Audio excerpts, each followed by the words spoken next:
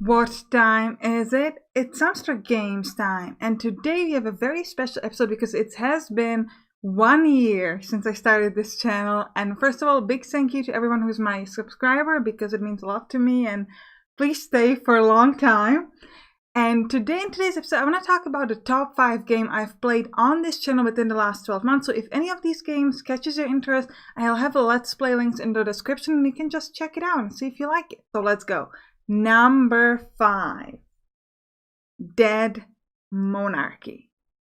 So this is a game that I just started playing like a couple of weeks ago. It just came out. It's a very early access, and it's a turn-based combat game where you're essentially in control of a solid Salesforce company, and you have like your bunch of warriors, and you go fight different kind of monsters.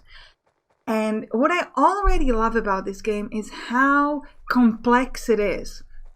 You have different weapons, and each weapon has special abilities, special way it works. Then you have things like your current health affecting the damage you take. Resolve is something like morale, where you can sort of make your enemy lose their morale, and you can kind of discourage them from doing anything for a specific turn.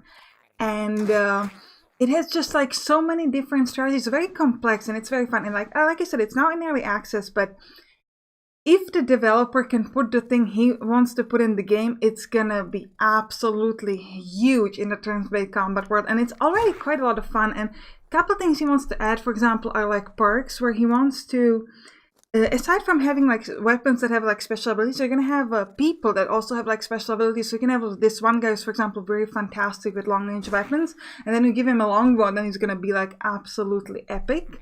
Also, different monsters have different special abilities, which makes it interesting. So you need to learn a little bit about your enemies and the way that works. Now, as for the graphics and the way the game looks, quite a bit of it is going to be changed in the future. Like I said, this game has a huge potential, and it's already a lot of fun, and I feel like it can really become big. Number 4, Evil Bank Manager. Now, this is a game where you take control of a bank, and your goal is to essentially take over the world to make the most money. And there are a couple of different ways you can achieve that. The game is focusing on having different type of victories. For example, you can try to bankrupt every other bank, then obviously you're the only one left. Or you can go for a scientific victory, where you essentially just go so far ahead in your research that nobody can catch up to you. And each of these have a slightly different playthrough. You need to focus on different things in the game, which makes it very fun for me, because combining this with different difficulties, you have some really rough difficulties like ultra and hard and stuff like that. You can create a very different gameplay for yourself. You can have something that goes very easy, or you can try to go like hard and bankrupt all the other banks, which is like super hard. So it can be a lot of fun, and this game, it really kind of gets you into it, and it's a lot of fun to play, and it's very exciting. Also, Hamsters Gaming, the developers, have just created a new game, which by their own words is the answer to what is a strategy game. If you take out all the boring grinding parts and only leave the strategizing, that's called Generous and Rulers. I have played that on this channel as well, so you can check it out if you like. Number 3, Ostrich. Ostrich is a city-building game set in Ukraine in the 1800s, and what I love about this game, or what makes it different from a typical city builder, is how detailed the game is. Like if you, for example, look at even like just something as simple as building a building, you can see that instead of it just being automatically built, you can actually see the person on the going there and slowly building it. Let's make it very interesting. Another thing I love about this game is the detail, in the sense like, for example, if you want a fishing dock to work, you're actually going to need boats. So normally in typical city builders, just build a fishing dock and you're done. No, here you actually have to make your boats, and you have to take care of them. You have to make sure that they work. Or you want to carry stuff around? Well, you need to build cars. Another feature of Ostrich is that you have these sort of like families that live in the houses, and they have sort of like their own money, and they buy things, and if they run out of money, they leave the house. So you need to make sure that they have enough money. And with this is coupled a different feature where men and women can do different kind of jobs. So they cannot all do the same jobs. So you need to make sure that you can provide enough jobs for both men and women to make sure that the families are sustainable, they're not going to leave you. And that's kind of like a big challenge of the game. And I think it's very fun because it gives kind of like a different spin to a city builder. Now, Ostrich is in very early access. It's not even on Steam yet. So there's going to be a lot more stuff in this game, and it's already quite a bit of fun. But again, the potential of this game is huge, and I think it's going to be really nice in the city building world. So I'm very excited for this one.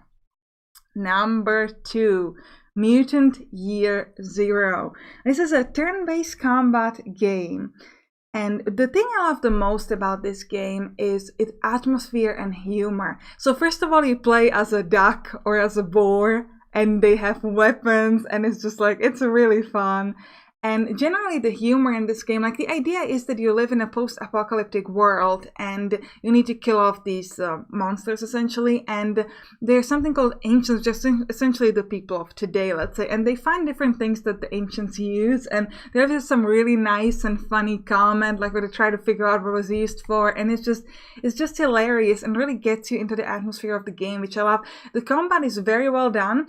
All of the levels here are handmade. What I mean by that is they're not randomly generated. And I love that, because what that means is that in every level there is a way to do it in the best way. And because I like turn-based combat, I of course have a guide where every single area in this game, I do it without taking any damage to myself. And there is no way you can do it in random generated levels, because you don't know what you'll get.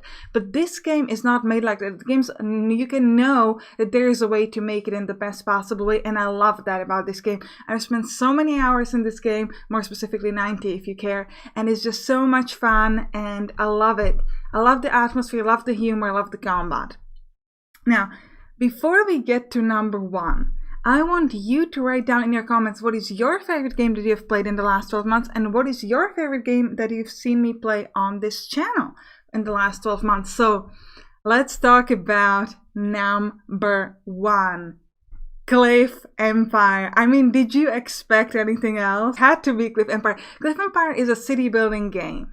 But it's not just any city building, it's amazing. Okay, why is it amazing? Well, first of all, you start off in, like, again, post-apocalyptic work, something bad is happening there, we've gotten into space, and now we're coming back and we're gonna build stuff on cliffs. So first thing you have in this game is space management. The cliffs are small, so the big part of the game is figuring out how to put all the things you need to into the space.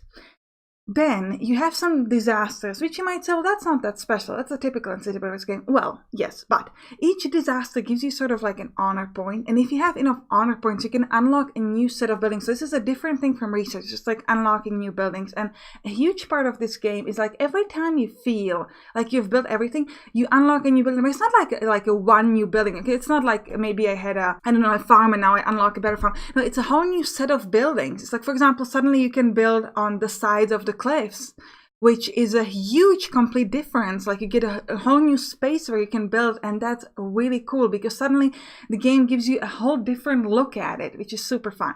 Now then you do this sort of thing, and after a certain time you unlock all the new buildings, and you're like, this is where you would in a normal city builder where it kind of like it would be over because you've sort of gotten to the mid-late game, you've built all the stuff, you've unlocked all the new buildings. So is that the end for this game?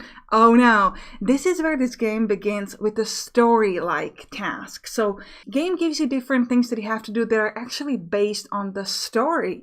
And if you do enough of them, you can unlock brand new areas where you can play the game. And again, it just keeps moving you in the story. So what I love about this game is, like, in a normal city builder you would be long gone by now, but in this game you can just keep playing because it gives you the story, it gives you a new area, and the new area has its own specific challenges. And it's just, I'm not going to show you the new area because I don't want to spoil it for you, but this game, it's just the city builder game for me. I love it so much.